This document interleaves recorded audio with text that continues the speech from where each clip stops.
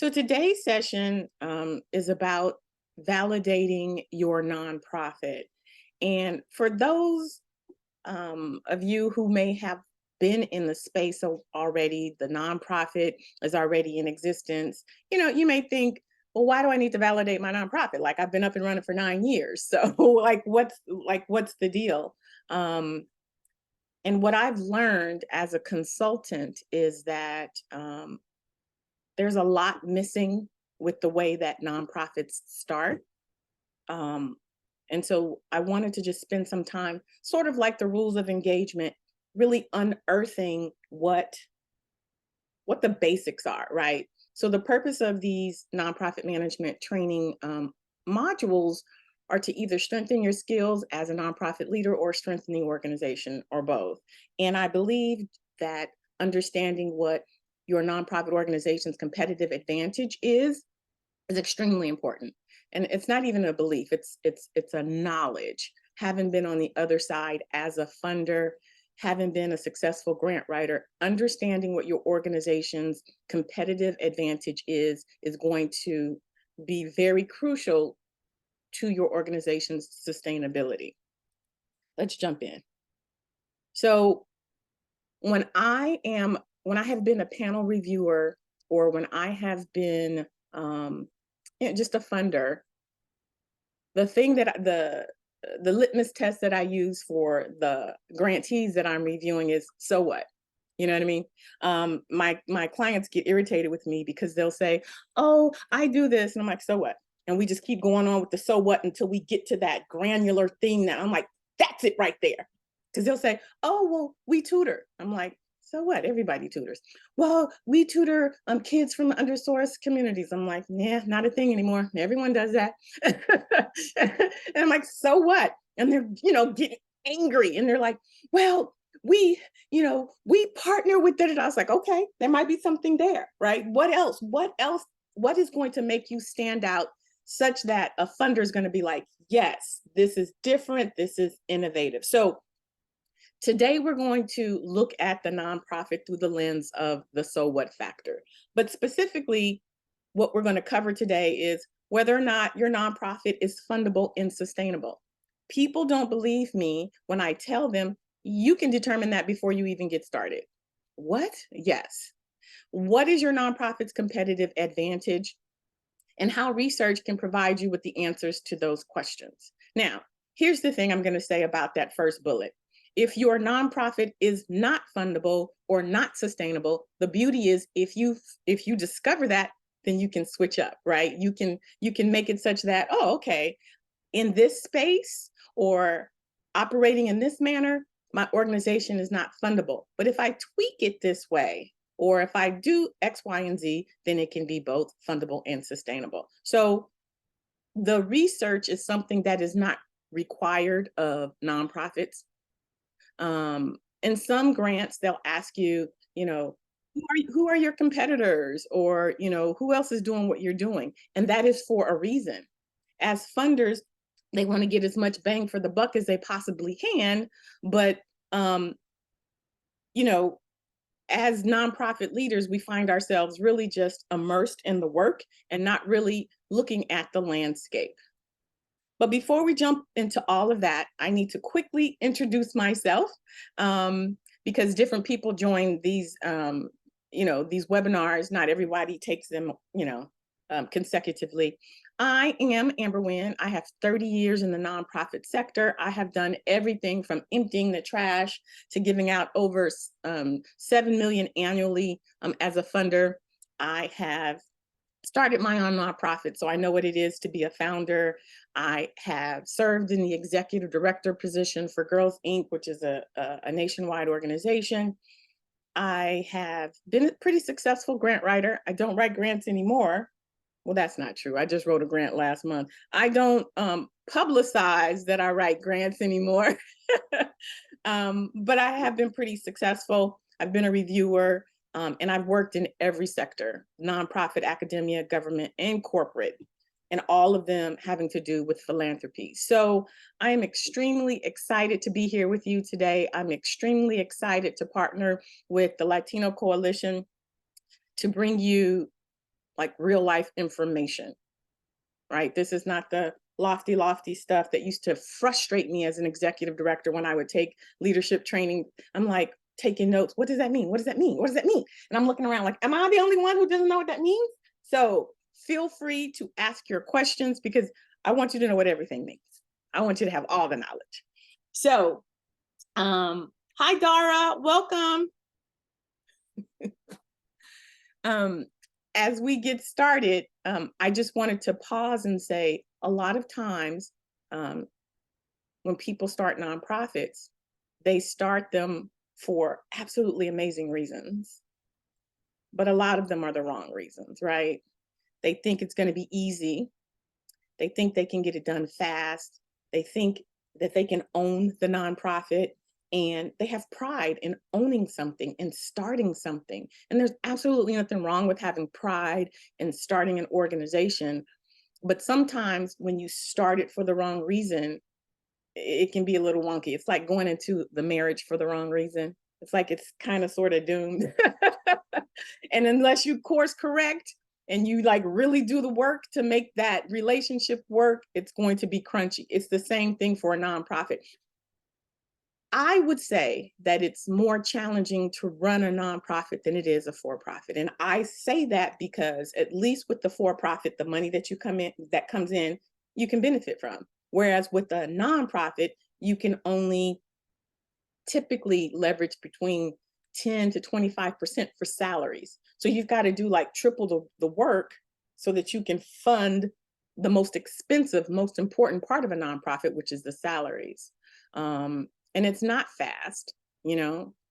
It's fast in that typically when a person starts a nonprofit, they get 3 people, they file the paperwork. And so it's fast that way versus with the for-profit, you know, the articles of incorporation, and depending on how it's structured, you know, getting people to invest, and it's a little bit faster that way. But this has a huge impact on the rest of the organization because, you know, nonprofits are based on what evidence or what need. There's very rarely any. It's just, I take that back. There's definitely a need in the community, but has it been justified? Or has that nonprofit been started because someone very close to you passed away and you wanted to start something in their memory? Or quite frankly, like there may be a personal experience. You have a child with, you know, developmental disabilities and you weren't able to access any resources. So guess what? You're going to start a nonprofit and help other parents, right? Makes sense. Or, you know, it's popular. For example, when we were talking about homelessness, oh, I'm gonna jump into the space and I'm going to, you know, start a nonprofit. These people aren't doing it right. So with for-profit companies, there's this thing called a business plan. And in that business plan, you have to do research on marketing, and those things are not required for a nonprofit. And because they're not required, some of the things are missing that are very beneficial. Now, people say to me, I'm going to do a business plan for my nonprofit. You don't need to do a business plan for your nonprofit because half of the things that you discover, you won't use. There's some things that you will. But for the most part, you just have to know what the purpose of a charitable organization is and how it's utilized. Because if you go in with any of those other, you know, I'm honoring this person's legacy, I'm starting my own business, things are going to be a little bit wonky. So just wanted to start off with why I even focus on validating your nonprofit when your nonprofit may have been in existence for 9, 10, 20 years. It's still important because ideally, this is information that you will keep with you. So if you go to another organization or you start another organization, just understanding this part from a funder's perspective, I think will make all of the difference. I have a question for you. What do you think it means to validate your nonprofit? Do you think it means to research the landscape before you jump into it? To discover if the market is saturated? Or to identify what makes your nonprofit different from the others? Tell me in the chat, what do you think? What do you think validating your nonprofit actually means?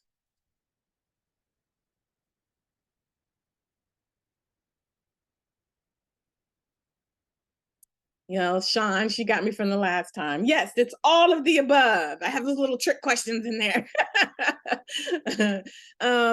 Yeah, validating your nonprofit means doing the due diligence. It's understanding the landscape before you jump into it. And if you're already in it, guess what? It's never too late to understand the landscape. It's never too late to understand if the area that you're in is a saturated market, because it could definitely impact a new or existing nonprofit. And due diligence is understanding what your nonprofit's competitive advantage is.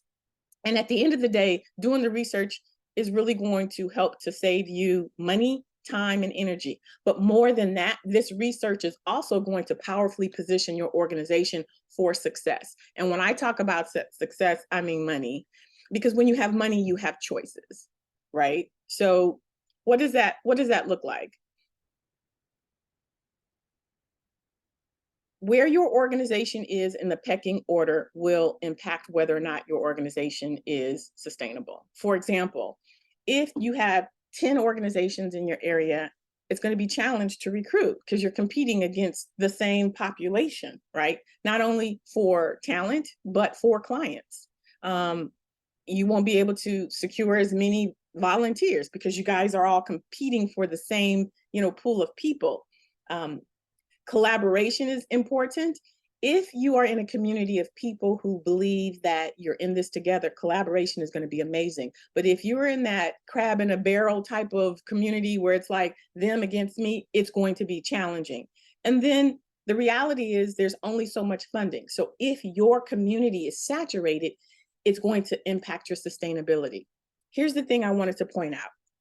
As a funder, we only have so much money, right? So when we say to you, who's in your neighborhood, who else is doing the work, we already know. We already know because everybody in your community is already reaching out to us for, resources. We want to know if you are playing in the sandbox, right? Back in the 90s when life was good and money just flowed down to nonprofits with just a narrative, I miss those days. You didn't have to do all of that work. But now you've got to have a logic model. You've got to have data that's documented by somebody with a PhD. You have to collaborate. Like you have to collaborate. Funders are rarely, funding individuals because they're trying to get more bang for their buck. It's like, I don't know how it is in your community, Sean, but our Taco Bell is also our KFC. Everything's combined. You know what I mean? It used to be KFC over here and Taco Bell over here. Now I'm like, I'm confused. Are you dipping my chicken in my taco sauce? I don't understand. So everything is like, how can we get the most bang for our buck? And so as a funder, I want to know that if Sean is 5 minutes away from Carrie, that, you guys are partnering. And so funders kind of force us to get together. But the reality is, from my experience anyway, collaborations are the best way to save money, to save resources, and to increase your resources. And I'll talk about that in a minute. But when we talk about the search validating, it's not like how it's done for profits. For profits, you pay somebody $2,500, $3,500 to do a business plan. Your research, I'm going to give you the template. Your research is a Google search. That's really what it is. It doesn't require anything in terms of finances. It is going to require some time though. And once you do your research, this is what you're going to discover. I'm going to give you this template. You're going to put into Google your search and you're going to find out this information. How many other nonprofits do what you do, right? What's their name, their address, what's their website, their mission? What year did they start? Are they still in operation? Who do they serve? And what services do they provide? Why are we looking at this information? I'm going to tell you why. In the Google search, you're going to put, Sean, what does your organization focus on? Not going to prison. No, I'm just kidding. Reintegration into a community. Okay, so then that's what you would put in. Reintegration right? Organizations in whatever your community is, right? And then in Google, they're just going to come up, right? Now, you're in a rural area, correct? Correct. So I don't know if the likelihood that you'd get a whole bunch. What do you think? Honestly, I've researched it. Okay. So there's only 3 There's only 3 of us. Yeah. Okay, good. What about you, Carrie? What do you focus on? What does your organization focus on? Yeah, it will be with the community partners also in rural areas on the other side of the state, as Sean is at, reintegration, reentry from prisons back into the community. Got it. And Dara, what's your organization focusing on? Is it the same? Are you doing reintegration as well?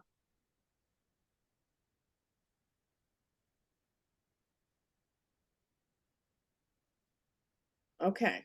So that's how you would do your search, right? And here's the thing. I've had people just as recently as 3 days ago do this exercise, and she said, Amber, there are 10 organizations that provide arts support for youth in my community. And she's in the Antelope Valley here in California. She's like, that I didn't know about.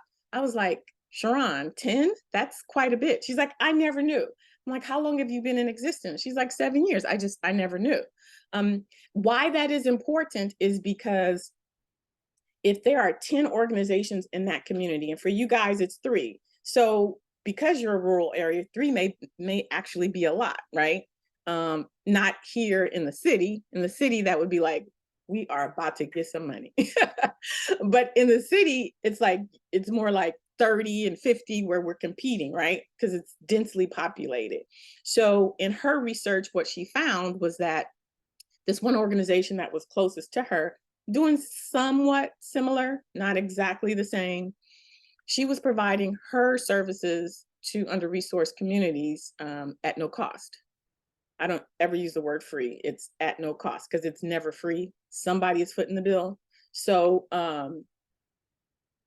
I said, Sharon, what did you learn from this? She was like, well, I learned that, my community could never access, her services. She was charging $500. My community can't afford that. And so she's all proud and her chest is sticking out. And I was like, yeah. But did you consider that you could now have a revenue stream? Because every nonprofit should have 10 revenue streams. And she's like, what do you mean? How long has this organization been around? Right? That's this question, Year Incorporated. She's like, oh, that organization's been around about as long as we have. I said, so they've been around for as long as you have. They're charging $500. So that says that there is a need and that they're meeting that need and somebody can afford that. And so she was like, but my community can't. I'm like, got it. So you continue providing services to your community at cost, but you offer another line of services that this organization's, target audience can afford. Even if you offer your same classes for $350, you're kind of undercutting your competitor, right? So those people may come over to you, but now you have a stream of revenue. And she was like, huh. I'm like, yeah, just say it's a sliding scale. If it's a sliding scale, those people who cannot afford it because of their revenue, they won't have to pay that amount. But those people who can, based off of their revenue, now you have a stream of revenue. And she was like, oh my goodness, it's called fee for service. So doing this level of research can help you position yourself. Listen, I am a consultant. And when I did this research, I realized quickly that my competitors are making so much more money than I am. I don't know if you guys have heard of Joan Geary. She's a guru in the nonprofit sector. For my coaching for 3 months, it's $3,500. For her coaching for 6 months, it's $20,000. So guess what that makes Amber want? Amber can raise her prices because people are paying it. Now, of course, it's based off of, your reputation, the type of services that you give or whatever. But just looking at the market, you can learn things about what's going on. The other thing is, since there were 10 nonprofits in that community, that means it's saturated, right? And if she was just starting, I would say to her, I feel like you need to look at another community because you're going to be competing with 9 other organizations that are doing the same thing. And when you look at the year, the reason why you look at the year is because in the funding community, funders tend to fund the same people. So if this organization has been funded for 10 years, that's not to say that they won't get funded. It's just to say that they have relationships now, right? And if they've been doing their job, then those funding agencies are comfortable. They have gotten into a routine. And so why you need to know, who they serve. If you're serving women who have been sex trafficked, right? Let's just say your reentry is for women specifically who've been sex trafficked, but the other person's target audience are for ex-gang members, then you guys aren't competing, right? So when you're talking to your funders and they're like, oh, doesn't so-and-so already do that? Yes, but they only service, those individuals who were in gangs. I am specifically serving individuals who were sex trafficked. So it just makes for a stronger case when you know who the players are. The other thing I would say is if you are competing and you're doing the same thing, you're going to have to work a little bit hard to dethrone that person who's been getting that money consistently, right? And so the way that you do that is to know what their gaps are. So when you go to their website and you say, okay, they serve this population, they serve X population, the services they provide is extremely important, because if you do job placement, and in your job placement, you do soft skills, hard skills, job shadowing, but your competitor only does, interviewing techniques, boom, this is what sets you apart. And this is extremely important because as a funder, I'm looking to see, what are you providing that's different than this person I've been funding for 10 years? Now, all they do is interviewing techniques, but now I see, oh, they do hard skills, soft skills, job shadowing. This person may get dethroned. And this is important when you're writing your grants, because if you know who's in your service area, if you know what it is that they're doing, more importantly, what they're not doing, when you write your grants, you're writing your grants like, I know what you're missing. And so this is from a grant writer's perspective. When I'm writing grants for my clients, the first thing I do is I Google to see who is in their area. I look to see what type of services they're providing, and I make sure that I highlight all of the things that my client does that their competitors don't do. They're all doing tutoring. My client is providing tutoring services on campus. So the kids from inner city aren't just in their city, right? They're actually going to campus, which I pump up to say, because, kids from the inner city may not have exposure to college campuses because they may actually be the first generation. We want to get them acclimated to being on the college campus, right? Then we're going to partner them with engineers because our focus is on STEM. Now, my competitor, their focus is on regular general admissions. What sets me apart is that my clients, my community, I'm focusing them on STEM. And then I give statistics on like how the job market is going to, grow in STEM or whatever. All of this is intentional. It's intentional, and it's to set your organization apart. But you've got to know who the players are in the market. And here's the other thing. There's just a small pot of money. There's a small pot of money. And so when you're competing for it, your goal is to always be in that yes pile. Any questions so far? Okay. So when we talk about results, what does the landscape reveal? Again, however many people are in your landscape, in your community, right? Is it saturated? It may be. 3 may be saturated for your community. But it's okay as long as you can distinguish your nonprofit from the other organizations, right? Yes, we are all doing reentry. However, Carrie's organization, let's just say if you guys were close, Carrie's organization is focusing on making sure that they're stable from a housing perspective. My focus is actually on making sure that they're able to take care of themselves. So I'm focusing more on jobs. So we may want to collaborate and say, okay, once they finish with the job part, then they go into the housing part, whatever. Or if it's for the same money, it's like we have different areas of focus. That's going to be extremely important. And this also can help with creating a funding strategy. If the area is saturated, then when you're putting out your job descriptions, when you're putting out your flyers, how it can help you with recruitment is because you're going to make sure that you focus on all of those things that your competitors don't. Does that make sense? Any questions? All right. So how does that help you to strategically position your nonprofit? What sets your organization apart is going to also position you for success, right?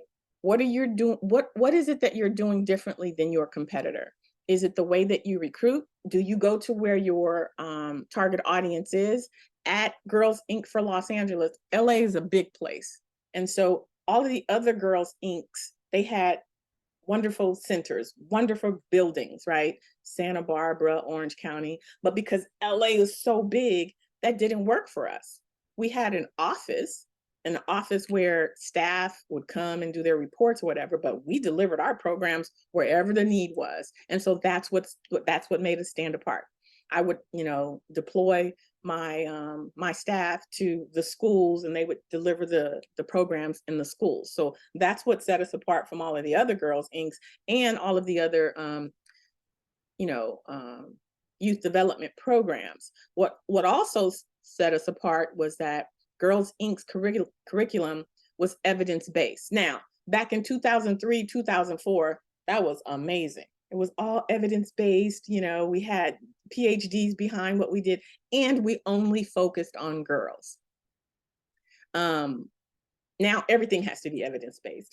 They're not going to listen to your narrative if you don't say some PhD says that this is actually a problem. But that was important. But it was also important because at the end of the day, we had a Boys and Girls Club that was 10 miles away from us.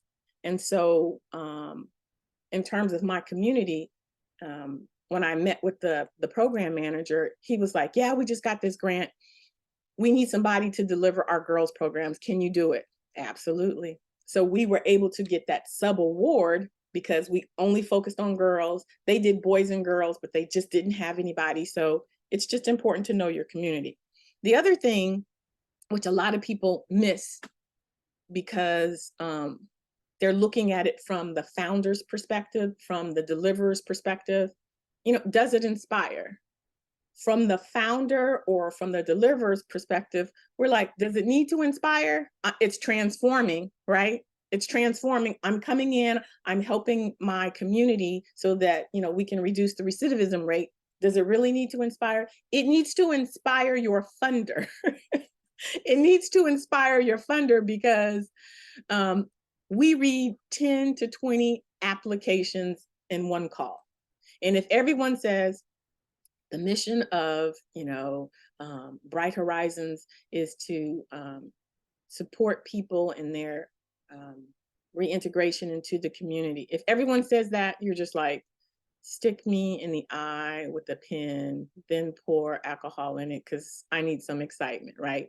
But if you say, the purpose of Bright Horizons is to transform the lives of survivors who, into people who thrive and, have a zest for life. And it's like, oh, okay, because it's not just what we do, but like why we do it and why we're different. We're going to talk about mission a little bit in a minute, but it has to inspire because you are competing.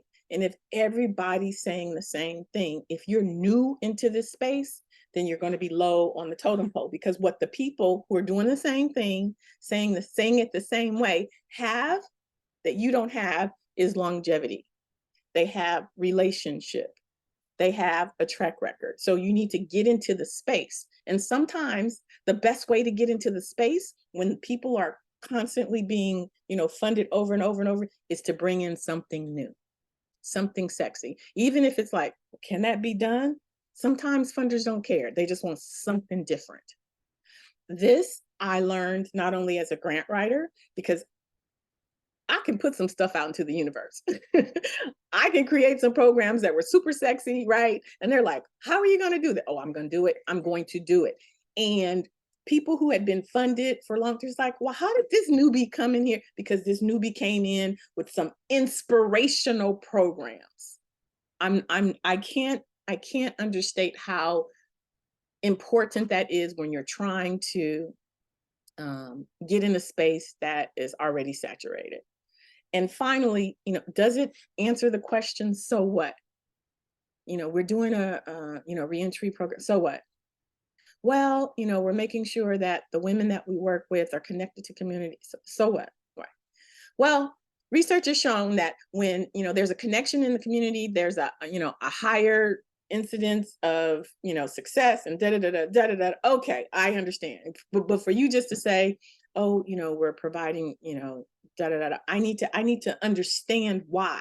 What's the so what? Why is what you're doing so important than what everybody else is doing? Our programs at Girls Inc. were evidence-based, and that was the so what to that was, this has been tried, this is true, this has been proven, and we're going to use what's been proven in our programs, right? They're going to be asset-based. Majority of the programs out there come from a deficit, perspective, and we don't do that. We look at our community and we say, listen, if you've been justice involved, guess what skills you have?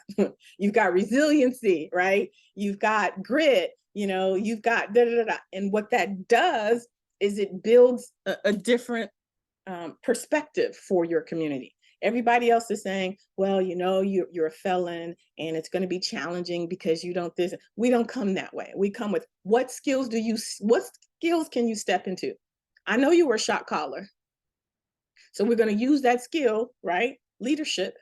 We're going to identify all of the skills you have so that when you go on this interview, you step into that room with like, I'm a leader because I was a shot caller, right?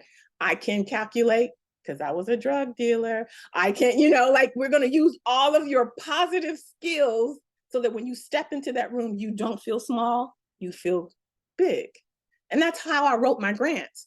And that's why funders were like, whoa, and that's how I was able to outdo my competitors. So your competitive advantage, I can't understate how important that is to know what that is. Do you guys know what your competitive advantage is over your other organizations that are in your community?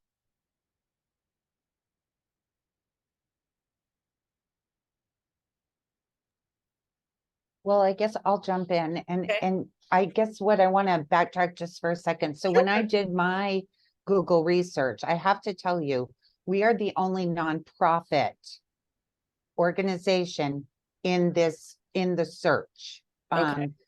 Out of those three, one doesn't do anything that we do. The other one is a for-profit, justice involved treatment center. Got it. So their individuals are sent there, where here it's a choice to come here. So I just wanted to clarify. So for me, typically we're the only one. So you are drowning in grant money, yes? No, I don't. Okay. I need help writing grants. Yes, I don't know what I'm doing. Okay. And so for us, though, I think what makes us unique, yes, we have a housing program. That's great. However, it's about the other things that we're doing. We offer budget classes. We offer life skill classes. We offer work readiness programs. Mhm. We are connected with the community. Like we literally work for the code enforcement, volunteering our time with our gentlemen to gain not only community connections, Mhm. but also these gentlemen are going and cleaning up meth houses. They were addicts themselves at one time. So this is huge. And so to bring former felons together with law enforcement officers, it's amazing. Yeah. It's amazing. Yeah. So that in and of itself distinguishes you. Yeah. yes. So Yeah. did that answer your question? Yeah, it did. Okay. It did. To be able Very- to articulate, well, we know you're the only nonprofit, so that helps, right? But those Right. other things are super, super sexy. Yeah, yeah. I mean, we teach them cooking classes. A lot of gentlemen don't know. It's really easy to open a slider door and hand your bag of laundry, but when you have to go do it on your own, Right. so we teach that while you're here. Yeah, So, and these are essential survival skills that you need, right, to maintain your home, right?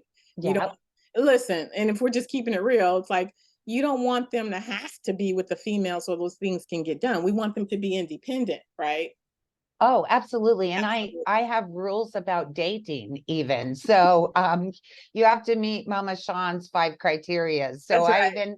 we even have relationships, and I'll tell you when you're ready to have a girlfriend. Right. It's not now. You gotta learn how to cook, do Yeah. laundry, clean your house so that you don't need her. Just she's Yes. there because you want to be there, right? Yes. What about you, Carrie? Do you Yeah, so my role is going to be a little bit different in okay? regards to be more of a supportive role with nonprofit organizations, and I'm just kind of curious on kind of similar with Sean with the organizations that are in rural areas where there's not a lot of competition, Okay. but there I could see there being a need to keep high level inspiration, keeping that edge when even though there isn't competitors, there's still a high need, and not Right. to allow that lack of competition or competitors place an organization into a lull, Mhm. and um, and just to be able to kind of walk alongside the organizations onto keeping up that original inspiration, that original so what as an expectation, and not again just not getting lulled into going through the motions of providing care for those on parole and reentering into the community, and especially for our smaller organizations where there are not many staff, to where those who write the grant also direct, and also providing direct care where they're in the trenches every day, and it's just like, oh my goodness, and it just they could be fairly overwhelming. So I'm just really intrigued on how I could walk alongside those partners and organizations to kind of be a support role to keep their edge up. Yeah, and I think also in that support space, it's like, here are the things that we do to help you. We're going to introduce you to this, CRM that's going to, since you are wearing the hat of three people, if you use this CRM, it can take away one of those people. Like, what are the things that you as a support service agency can help the other organizations that will allow them or inspire them to be a part of your collective. So that has a lot to do with, I mean, as a consultant, those are the things that I have to do for myself. I have to say, well, the reason why you want to, partner with me as a nonprofit consultant versus all of my competitors is because, number one, I've walked in your shoes. I've been an executive director and a founder. I know how it is to have to, be the ED at 3:15, and then at 7 p.m. you're writing the grants, and then at 9 p.m. you're the accountant. I have that lived experience. But what sets me apart from my competitors is the fact that I've been a grant writer and executive director and a funder. So I can speak to all of the inner workings of what a funder's looking for, and what a grant writer does, and what a board member is looking for, because I've occupied all those roles. Usually my competitors can only talk about, you know oh yeah, this is what you need to do for a funder, not from a funder's experience, right? So just being a support and demonstrating what services that you have that's going to help to make their lives easier, I believe is a part of your competitive advantage when you're recruiting potential clients, right? If you say to them, listen, I know that life has been life, but now we're going to prepare you for the real world. The reason why you want to come into our treatment center or our program is because when you leave, you're going to leave independent. You're going to know how to cook. You're going to know how to do a budget. You're going to know how to open a bank account. And they're going to be like, I'm going to learn all of that stuff. Yes, so that you can live your life fully. All of those have to do with your competitive advantage, being able to speak to your different stakeholders, whether it's your clients, your staff and volunteers. People may be thinking, well, I'm going to go work for them. Sean, you can say, yeah, well, maybe you can work for them and they'll provide you with a higher salary because they're for profit, but are they mission driven? Listen, in our organization, we are committed to our people, and this is what we do. We blah, blah, blah, blah, blah. They're not just a number. They're not just, you know, they're not just a paycheck. Like, this is how we're invested, and this is where your competitive advantage is. So then they may come work for you, even though you can't pay them market rate. They see what you do, and because they have a heart and passion for it, that may be the reason why they come to you instead of your competitor. So it hits all levels: staff, volunteers, clients, collaborators, and funders. What you do and how you do it is the reason why. Does that make sense? So when it comes down to it, it's like, what is the gap that needs to be filled?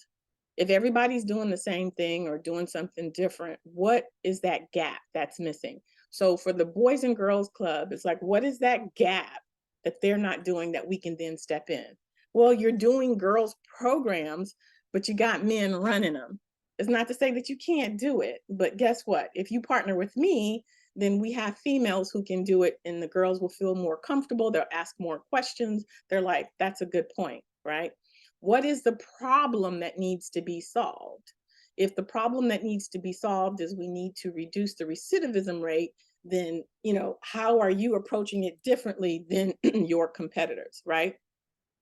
Are your programs and projects modifying behavior, increasing knowledge and skills, reducing or changing a specific attitude? Is it changing a physical space? You know, some organizations don't think about the environment, but especially in under-resourced communities, sometimes just slapping some bright paint will change the environment. So physical space, you know, creating a park or creating a garden. But at the end of the day, what your funder wants to know is, how are you going to increase or decrease something? It's either a behavior, a knowledge, a skill, and then by how much. And when we talk about what is different about what your organization does, it could be the people, right? So for my client, her thing was, listen, we're in art and we're in psychology and we are in mental health. And so we make sure that the people who come out and deliver those programs look like us, because we don't typically see that. We see Frasier on TV, right? So when we see, you know, we go, oh, you're going to see a psychologist. They're going, Frasier? No, no, no, no. It's going to be an African-American woman that looks like you and have been, oh, you know, so that there's this, you know, connection culturally. So it could be the individuals delivering the service. I know for me, when I would go to nonprofits and, you know, speak to people about going into the nonprofit sector, they were like, oh, I never knew. Yes. Now, right? It could be the method of delivery. Before the pandemic, it was a big thing to be virtual. You know, now it's old hat or whatever. Maybe, Sean, you have an exchange program. Yes, you're in a rural area, but you have a partner in the city, and for 1 week you guys switch places, or, you know, you take a bus and you take your guys to do some job shadowing, you know, whatever. Or yours was perfect, right? Working with law enforcement, which is something that hasn't happened before because they're typically at odds. You're creating a different type of community, right? So when, you know, John is walking down the street and some commotion happens, when Officer, you know, Morales comes up and he was like, John, he's like, Officer Morales, he's like, what's going on? These knuckleheads over here, I don't have nothing to do with it. And he's like, all right, go on, because they have that relationship. That is enough to say that your organization is different. Because in another situation, he may have rolled up, you know, snatched up John, and John's like, I don't have anything to do with that. And he's like, be quiet, stop talking. But because that relationship is there, and, you know, when they run oh, he's in this program, we know about him. Those things make a difference. The location makes a difference. I would say, you know, we had a program when I was with UC Cooperative Extension, the nonprofit part of UCLA. We had a 4-H, and that's not really huge in the city because, you know, it's usually cows and, you know, right? But we had an urban 4-H. But what we would do is we would, you know, go out into the more rural areas of California, Los Angeles, and let the kids see a cow. Now, I'm just gonna be honest, I'm a city girl, and I was just like, whoa. But our kids are like, whoa, this is where milk comes from. It just doesn't come from the supermarket, you know? But our kids were like, oh, how does the egg come out? You know? But it's those types of things that, you know, it just opens up the location, you know, and the outcomes. Of course, the outcomes, you know, we can say that, you know, when participants complete our programs, they are well-rounded. They're not just, you know, learning what they can't do because, you know, it'll be in violation, but they're coming out inspired to try and do more things. We're teaching them how to cook. Right now, it might just be spaghetti because they're boiling the noodles. They're putting, you know, bottled sauce and, you know, some Parmesan cheese. But by the end of the program, guess what? They're baking a lasagna. You know, they're making chicken and pasta and vegetables. So the outcomes are so amazing that it distinguishes you. Maybe you're only doing these 3 things, but your outcomes are so amazing. And that could be your competitive advantage. Well, you know, I did the research, and on the website, our competitor says that, you know, they have X, Y, and Z as their outcomes. That's amazing. I'm never going to put down, you know, my fellow colleague. However, we have X, Y, Z, LMNOP. And so a funder is going to be like, wow, that's amazing. So you may not have this big staff. You may not have this, you know, huge volunteer force. You may not even have a lot of programs. But if your outcomes are amazing, from a funder's perspective, they're like, bet, because I'm going to get a return on my investment. Any questions about any of this? All right. And then lastly, the participants. The participants themselves could be your competitive advantage. Up until recently, our community of sex workers were really just seen as disposable, right? Oh, they're prostitutes and they're, now that we've dived deeper, we know that nearly 60% of young girls who end up as sex workers come from the foster care system, right? We know that they are being groomed. We know that there's an underground that funnels these girls into. So when we talk about the participants, it's like this is a special group, and they're being groomed as young as 11, right? They are being prostituted as young as, you know, 11, 12, 13, 14. So it could just be the participants that you focus on that makes your organization stand out. So all of these things are important. And if I could just step back for 2 steps in the beginning, when I said you could be doing all of this stuff for 10, 15 years, why do you need to know if, you know, why do you need to validate your organization?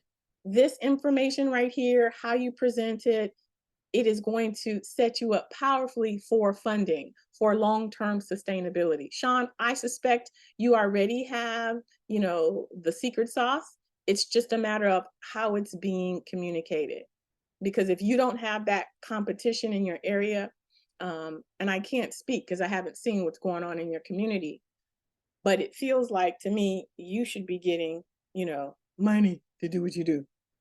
So I know that the, you know, Latino Coalition is here to support you.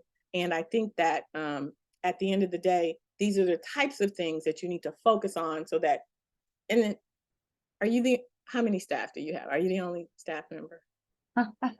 There's myself and Alec, a case manager. Yeah, yeah. And like Carrie was saying, yeah, so I wear 3 different hats.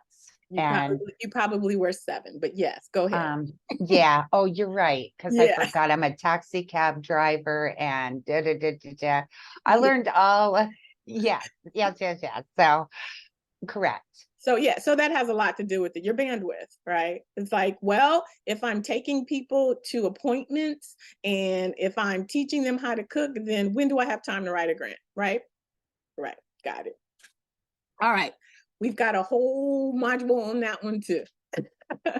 But in terms of what a funder is looking for, you know, is it a project, right? A project has a set beginning and an end date. Sometimes people will say, oh, it's continuous. That doesn't work for a funder because I'm not going to continuously fund you, right? So we need to know that it's going to be 12 workshops, or it's going to be a 3-day seminar. It's going to be, a whole semester. If you're working with your clients in terms of reentry, is it a 6-month program, a 12-month program, an 18-month program? There needs to be a start and an end date, because funders have start and end dates. And when we talk about your competitive advantage, if you're just saying, oh, I serve everyone and it's continuous, that doesn't make you competitive. These are the things that make an organization competitive. What are the tangible outcomes? How does your organization define success? For Girls Inc., we define success as a completion of a skill or a mastery, of a concept or an idea. So when we talked about self-esteem, it was more about ownership of your agency, right? How do you feel? Because we wanted our girls to have a voice. So how does your organization define success? Is it them not going back to jail for 6 months, a year, 3 years? Is it after they are paroled that they don't violate for whatever? Something tangible. And how will your funder define their ROI? What's important about nonprofit funding is that the organizations understand funders see this as an investment. They're not just writing a check. They have to report not only to their board, but to the IRS. This money was given out. How was it used? What was the impact that came from that money being distributed? So when they're asking you to do these reports, it's because they have to report out. So how will your funder define the return on the investment? This all comes down to vision, right? Your vision statement should demonstrate your long-term goals, right? It's usually ambitious, and it says how the organization plans to make a difference in the world. That's your vision, right? In your vision, it's going to be like, our goal is to transform the community so it's not a police state, or to reduce the number of the need for prisons, because we've created a pipeline of individual people who, because they didn't have access to resources, now have access. So going to prison is not a matter of their lifestyle, right? If they didn't know how to read, if they didn't know how to support their family, they sold drugs. Now we've given them resources so that they can be gainfully employed, so that they understand what healthy relationships are. So we're breaking that cycle. And so we're going to create a better world, right? That's the vision. The mission is really about your reason for existing. And this is what a funder uses to see if there's an alignment for their funding goals. If I am a funder and I'm looking at your organization and you're saying, the mission of Bright Horizons is to expand the horizons of people in, under-resourced community. I'm like, well, what are you doing? I don't understand. The mission for Girls Inc. is to inspire all girls to be strong, smart, and bold. I understand that. That's clear. That's direct. A lot of time people don't understand what the purpose of the mission is. The purpose of the mission really is to inspire. Because as a funder, that's the first thing I'm looking for. What's your mission? Because does your mission align with my funding goals? My goals are to fund programs that empower young girls, youth, whatever. So if they read Girls Inc.'s mission, that their mission is to inspire all girls to be strong, smart, and bold, we can get alignment. But if it's a whole bunch of goobly glop, then, and here's the thing, there's always more applicants than there is money, right? So if there's always more applicants than there is money, they're always going to go for the organizations that align with their funding goals. And Carrie, this is important when you're talking about supporting other organizations. When you're looking at their mission and you're looking at their vision, it's like, this is amazing work that you do. You need to be more concise and clear, because the first thing a funder is going to do is to determine alignment. And if that mission says nothing, we're going to move on, right? And I say to my nonprofit founders all the time, listen, you're doing the work, but they're not going to take the time to stop and call you and say, so what does it mean when you say your goal is to, brighten the horizons for everyone in your community so they have a bright future. What is a bright future? You know? Whereas this other organization says we're going to provide them with life skills, career readiness development, and educational attainment. I know specifically what that is. That's very clear. But brighten futures, it says nothing. So that organization is going to go into the no pile. And the other one who talks specifically about education, career, and life skills, they're going to go in the yes pile. And I think sometimes organizations miss that. But I also have in that packet where you write down that organization's mission. And if you guys are similar, you can be like, oh, that mission statement was sexy. I see what I am missing. And, so a lot of it too is, you're doing the work. And the reality is, do you really have time to sit there and, wordsmith a mission statement? I'm going to say it's worth it because that is what funders use to identify the match. I know it's like, I'm doing the work, but the purpose is to set your organization up powerfully for sustainability, and this is how it's done. Now, I don't know if you guys have seen this, but this is an amazing video that I love, that I turn to, that I refer my nonprofits to on how to really craft your competitive advantage. Let's take a look.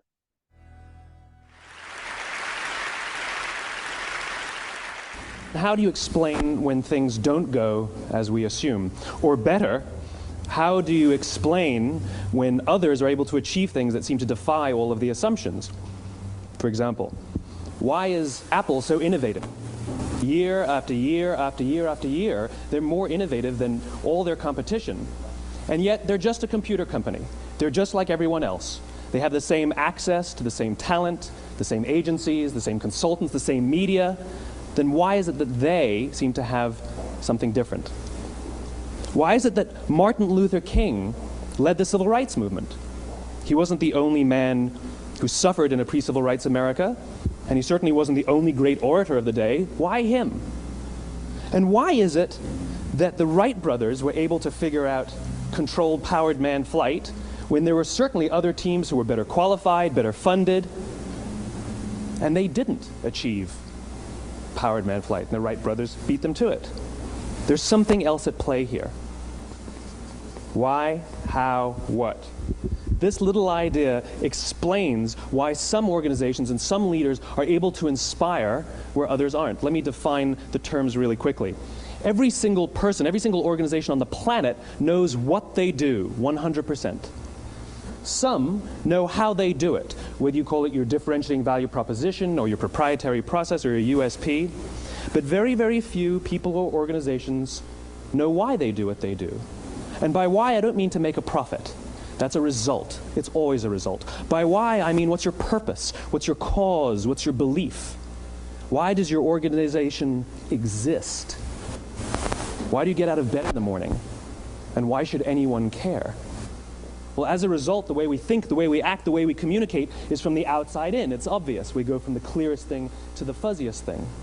But the inspired leaders and the inspired organizations, regardless of their size, regardless of their industry, all think, act, and communicate from the inside out. Let me give you an example. I use Apple because they're easy to understand and everybody gets it. If Apple were like everyone else, a marketing message from them might sound like this. We make great computers. They're beautifully designed, simple to use, and user-friendly. Want to buy one? Meh. And that's how most of us communicate. That's how most marketing is done, that's how most sales is done, and that's how most of us communicate interpersonally. We say what we do, we say how we're different or how we better, and we expect some sort of behavior, a purchase, a vote, something like that. Here's our new law firm. We have the best lawyers with the biggest clients. We have, we always perform for our clients, do business with us. Here's our new car. It gets great gas mileage. It has, leather seats. Buy our car. But it's uninspiring. Here's how Apple actually communicates. Everything we do, we believe in challenging the status quo. We believe in thinking differently. The way we challenge the status quo is by making our products beautifully designed, simple to use, and user-friendly. We just happen to make great computers. Want to buy one? Totally different, right? You're ready to buy a computer from me. All I did was reverse the order of the information. What it proves to us is that people don't buy what you do, people buy why you do it. People don't buy what you do, they buy why you do it. This explains why every single person in this room is perfectly comfortable buying a computer from Apple. But we're also perfectly comfortable buying an MP3 player from Apple, or a phone from Apple, or a DVR from Apple. But as I said before, Apple's just a computer company. There's nothing that distinguishes them structurally from any of their competitors. Their competitors are all equally qualified to make all of these products. In fact, they tried. A few years ago, Gateway came out with flat screen TVs. They're eminently qualified to make flat screen TVs. They've been making flat screen monitors for years. Nobody bought one. But if you don't know why you do what you do, and people respond to why you do what you do, then how will you ever get people to vote for you or buy something from you, or more importantly, be loyal and want to be a part of what it is that you do? Again, the goal is not just to sell people who need what you have. The goal is to sell to people who believe what you believe. The goal is not just to hire people who need a job. It's to hire people who believe what you believe. I always say that, there's if you hire people just because they can do a job, they'll work for your money. But if you hire people who believe what you believe, they work for you with blood and sweat and tears. And nowhere else is there a better example of this than with the Wright brothers. Most people don't know about Samuel Pierpont Langley. And back in the early 20th century, the pursuit of powered man flight was like the dot-com of the day. Everybody was trying it. And Samuel Pierpont Langley had what we assume to be the recipe for success. I mean, even now, you ask people, why did your product or why did your company fail? And people always give you the same permutation of the same three things. Undercapitalized, the wrong people, bad market conditions. It's always the same three things. So let's explore that. Samuel Pierpont Langley was given $50,000 by the War Department to figure out this flying machine. Money was no problem.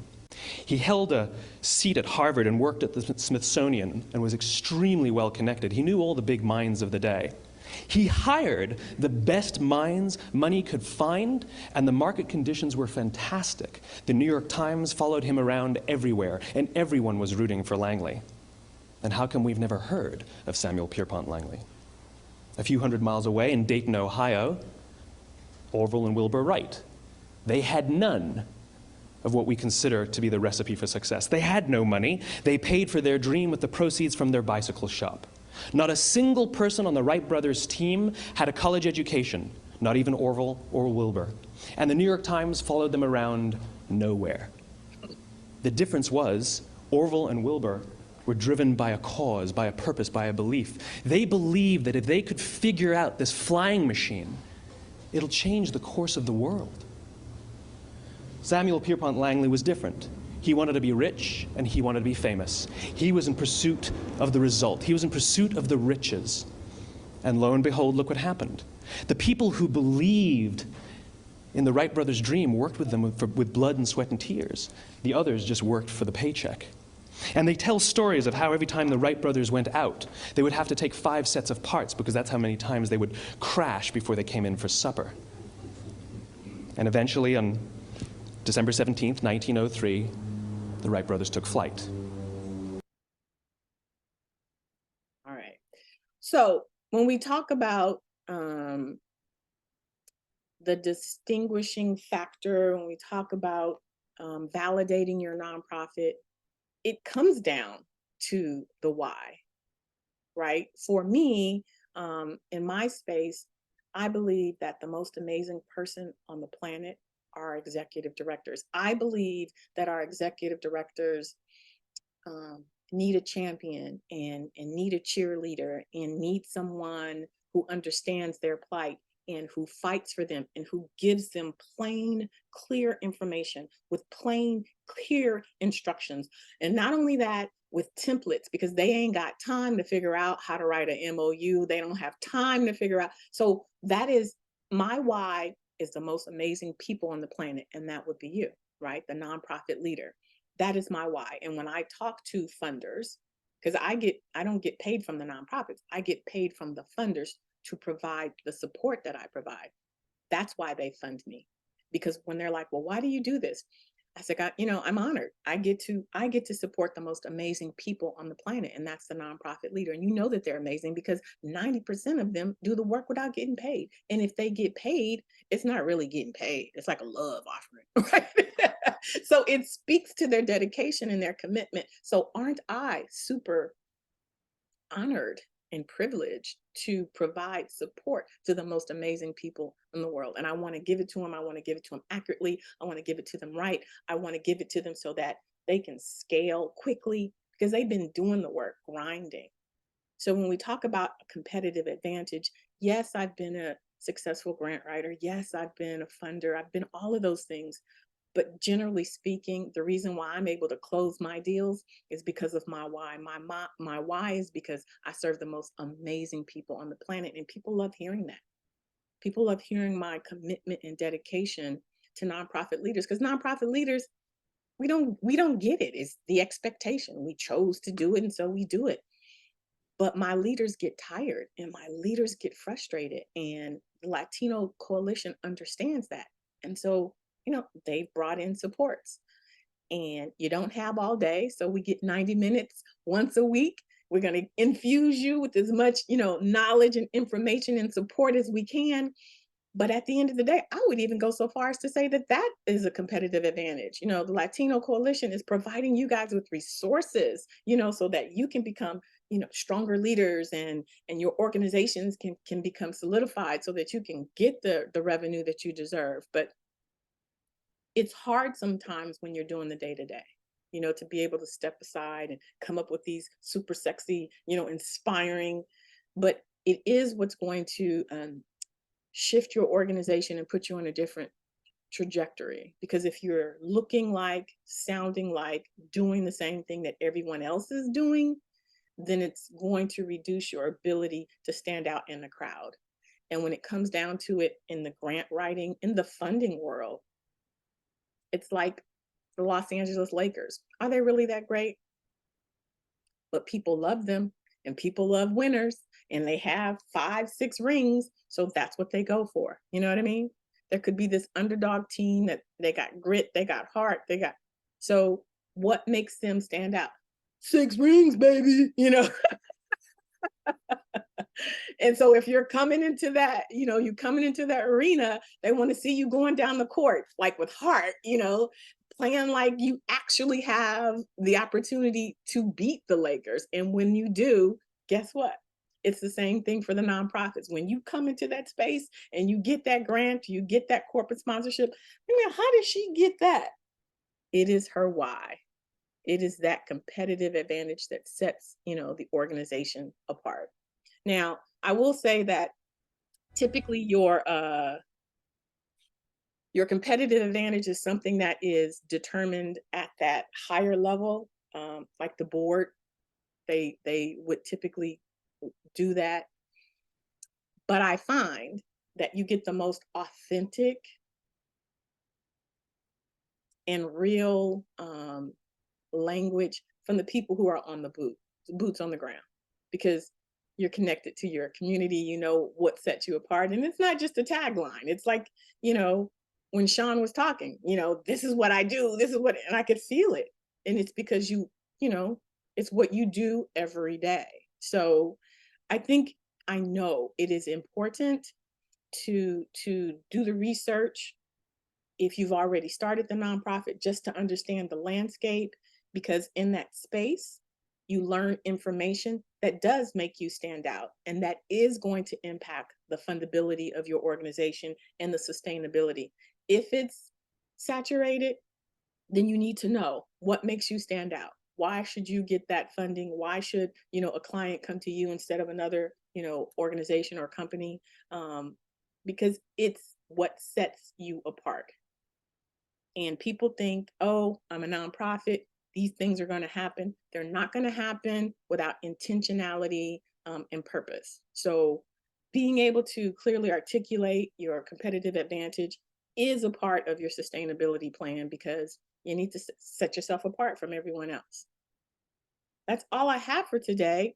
You are going to receive an email following this for an evaluation about today, and an opportunity if you want to join my newsletter. I send out information that's helpful and funny and insightful, and lots of resources that I come across. So if you want to, and I'm also going to send you that form, the validation toolkit, so that you can, complete to check and see if, what's going on in your community. It feels as if you guys have already done that research, so it may not be as helpful, but I'm still going to provide it for you. And now is your opportunity to ask me any questions about this topic or any topic. I'm here.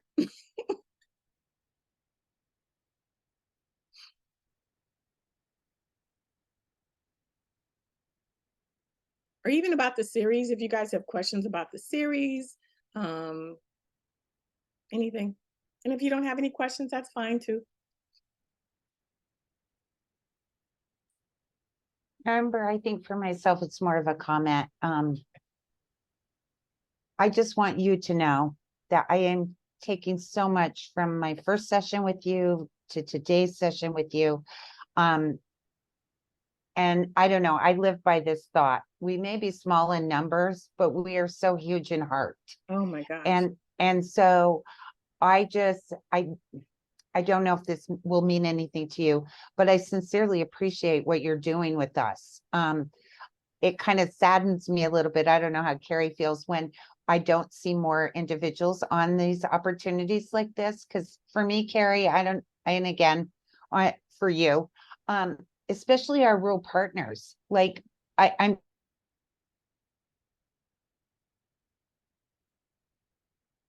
Uh-oh. I know, huh? You kind of froze.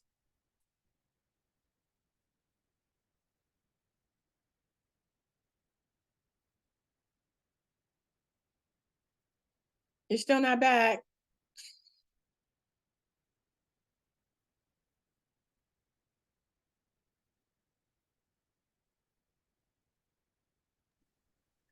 Sean. Hate that when that happens. Yeah. Oh, goodness. Well, that's good to hear. I think I had 14 people register. So Mm. it is a little disconcerting when, 2 or 3 people sign up. I know for me, when I first started as an executive director, I was so inundated with all of the things that needed to be done, but I also recognized that there was a lot I didn't know.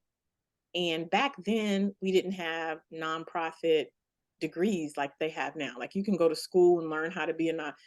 That didn't exist. I mean, I've taught grant writing at Cal State Dominguez Hills. I've taught the nonprofit management program at Antioch. And I'm like, this is amazing. You guys, you can just get it handed to you.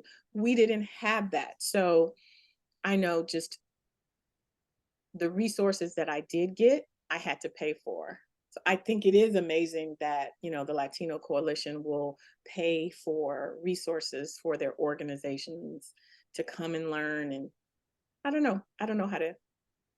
Yeah, that's excellent. I worked almost over 30 years with the government in probation and parole. So now being able to be on the other side and just It's interesting, right? meaningful authenticity of nonprofits, just yeah, it's inspiring through and through, and being able to work with partners like Sean and other ones, especially in the rural areas, like she mentioned. There's such a void there where and need where a lot of the participants and residents and parolees going into the rural communities, because like California, Colorado's housing epidemic, it's just insane. A lot of them are going to the rural areas because that's where it's a little bit more affordable, but unfortunately there's not as many services though once they get out into those rural areas. So it's kind of this odd mixture that we're dealing with right now. And so the Hope House in Sterling, yeah, they're doing amazing work, and it's inspiring other rural partners to do the same. And so for sure. Yeah. Sean, you got frozen for a minute. Finish what you were saying. So this is the Skippy, okay? It said my network is unstable. So I thought, you know what? my internet isn't unstable. I'll just jump to my Android phone and I'll trick you. So yeah, Amber, I just, again, I don't know, Carrie, how you feel, but maybe you and I can like team up and maybe get some of our more rural partners involved in Amber's, weekly presentations. Again, I just think they're valuable. And I think this, Amber, you are inspiring me to look at things. I know where my struggles are is really getting community recognition and the accolades that these gentlemen so deserve for what they're accomplishing. Yeah. And so we sit on the sidelines and, I can look back 5 years and say, we have literally only made one newspaper article, but yet you look at the metrics, if you go back the last police contact that this organization had for someone under investigation or whatever you want to call it, over 3 years. See? And so That when, right there in and of itself. And I'm sorry, my brain goes here. yeah, Is that model, like that is a funding stream for me. I'm sorry. It's like, so what are you doing, Sean, that these other organizations, because they're, they violate and they come back. Can we figure out what that secret sauce is? Then we package it up and then we sell it. It's just the way my mind works. I'm sorry. But yeah, and that's where yeah. it starts, right? Outcomes. Right. Outcomes. Right. Right? Yeah. And honestly, Amber, and I tell people this all the time, I have so many things. It is truly my desire. I don't want to do case management. I truly don't. I want to have this organization thrive well after I'm long gone. Right. I want it to continue to be here. Not just for the community, but also for people. Exactly. And so anyway, I will just say this short version is the reason we're successful. I wore a different hat almost 10 years ago. I was a correctional officer, a parole officer, a mother, a law enforcement officer, all to my very first resident, which happened to be my son. Stop it. Yep. And so he has been 10 years successful, lives in the city. I can't pay him to got come. goosebumps. So that is my why. And it's because, and honestly, the very first part of our mission statement is this: it is to empower individuals. That's what it is. And so, I have future dreams that I'd rather go to rural, other community partners and teach them what we kind of do. Yeah. So, I love that idea. Listen, especially because you figured out the secret sauce, especially because you have lived experience in rural areas, they would want to bring me in and, I would not know what to do. Right. But this is your area of specialty. This is what you do. This is what you know. And you should be able to capitalize on that. Not only that, your knowledge that you've learned over the past 10 years, people will be able to scale quicker. My knowledge, having been an executive director, having been a grant writer and a funder, I compound that so that you can scale quickly. Like before I became a funder, I'm like, why are these people asking me for 15 questions? And, but being on the other side, it's like, oh, because they have to report back so that they can get the money to give to me. So now I understand that. And I explain that because funders don't explain a lot of the reasons why they do the things that they do.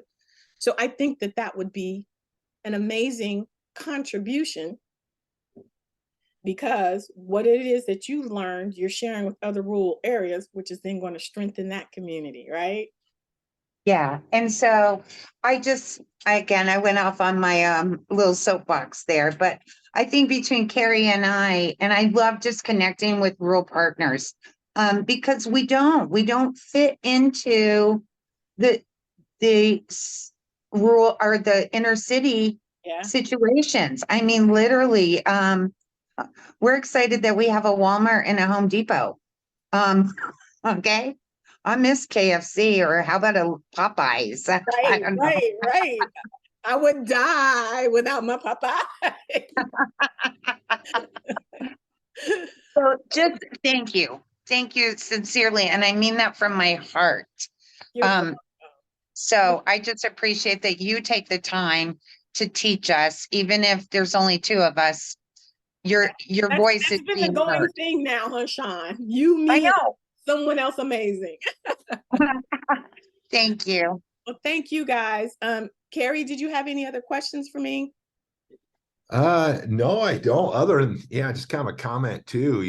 Sean was talking about other community partners that we're working with and collaborate with.